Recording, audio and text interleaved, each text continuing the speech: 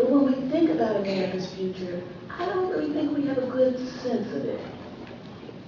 We know, because this figure has been tossed around a lot, that somewhere between 2042 and 2050, we become a nation in which the majority of people in this nation are people of color. What I think is not as well known is that right now, 40% of all children under 18 are children of color. By 2023, half of all children in this nation will be children of color. And by 2025, the majority will be. Right now, the majority of babies born in this country are babies of color.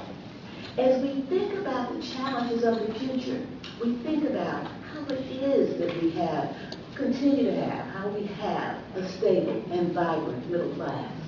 When we think about how we have a workforce that can really help this nation be competitive economically in the 21st century.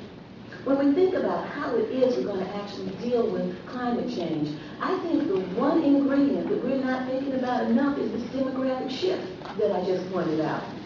When we think about climate change, we know that partially what that means is we've got to get out of our cars, we've got to start using and investing in public transportation. We have to use our existing built environment. We've got to stop becoming this throwaway nation. We have to use our cities. We have to use our older suburbs. We have to use our existing infrastructure. If we're going to have a vibrant middle class, if we're going to have an economic future, we have to make sure that the people who are going to be that future are educated, are healthy, are prepared to be able to contribute. When you think about this quest for equity, just and fair and equal, it seems to become increasingly clear that when we wonder about who's being left behind, who are the people who are left out, who are not going to be able to compete, that we have to invest in the people we know are going to be that future so that they will be able to help build the nation that we all want. In many ways, when I think about this quest for equity, equity becomes not a cry from special interest groups, from minority groups, something that we just ought to do because it's the right thing to do. In many ways, equity is a superior growth model for the nation. Equity is a superior growth model for the nation. And as we think about that, some of our investments that are going to create these jobs that we want come right down to things like infrastructure, because you know so many people who are being left behind are left behind because the places where they live are being left behind. They're in rural communities with no access to broadband. They're in urban communities with no access to public transportation to connect them to regional opportunity. They're in places that can't compete because the infrastructure doesn't allow them to be able to move goods and services. And so infrastructure becomes one of the most important investments we can make. And I have been so thrilled to see that we're finally getting the focus on infrastructure that we need. And Robert is absolutely right when he talks about those infrastructure investments that we began to make with the recovery dollars were good investments. They began to get things moving again. They really are creating jobs. And when you think about infrastructure, when infrastructure is done right, it's a win-win-win. It's good for the environment when you invest it in ways that are environmentally sensitive. It produces jobs. It produces good jobs, but it also lets people connect to jobs. And when you invest it in the right places, you bring communities into the economic life of the nation, and that helps the nation, and that helps so many people. Transportation is one of the most important infrastructure investments we can make, and I was pleased to see the President lift up transportation and infrastructure in the State of the Union, and very pleased to see that those words in the State of the Union address got translated into the budget, which is where we always look to see whether there's any belief in what we're saying when we speak the words when the budget actually comes out. And so we're at a moment where we are going to be able, if we stay focused and if we really make the budget reality, finally going to get some money invested in the nation's infrastructure and in transportation.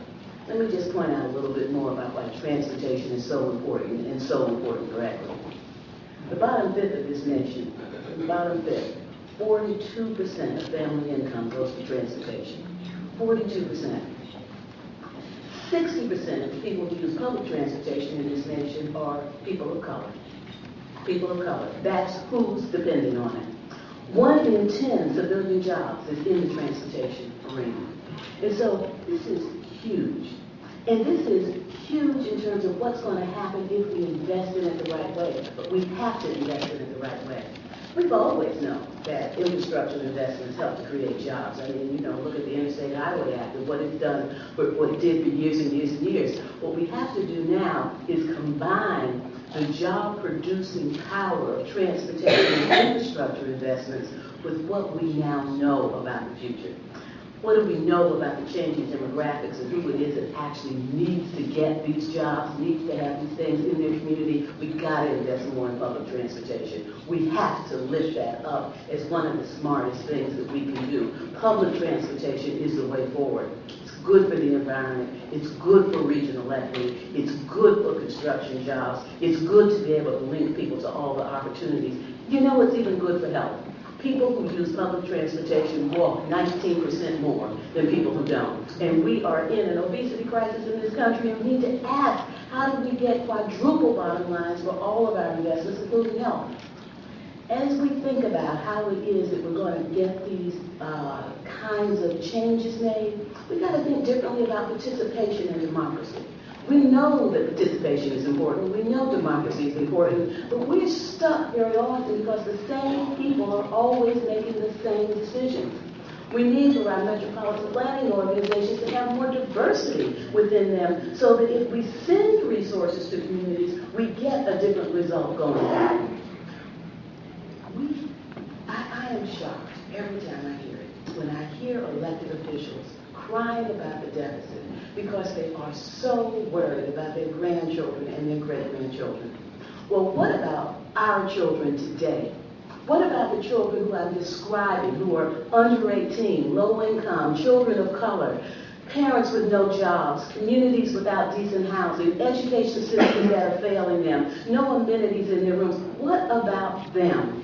We have got to, as a nation, start thinking about today with an eye toward tomorrow.